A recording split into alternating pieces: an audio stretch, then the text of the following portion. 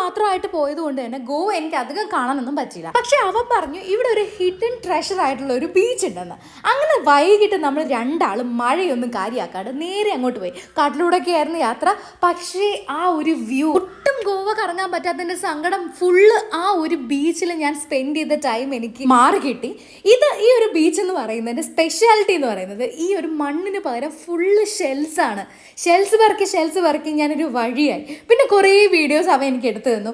പക്ഷേ വീഡിയോസൊക്കെ എടുക്കുന്നതിനെക്കാട്ടിലും ആ ഒരു പ്ലേസും ആ ഒരു വ്യൂവും ആ ഒരു ടൈമും മൊമെന്റ് എൻജോയ് ചെയ്യുന്നതിലായിരുന്നു എനിക്ക് കൂടുതലും ശ്രദ്ധ. സൺസെറ്റ് കാണാൻ പറ്റില്ല എന്നുള്ള പരാതിയും കഴിഞ്ഞു. അയ്യോ, റെയിൻബോ!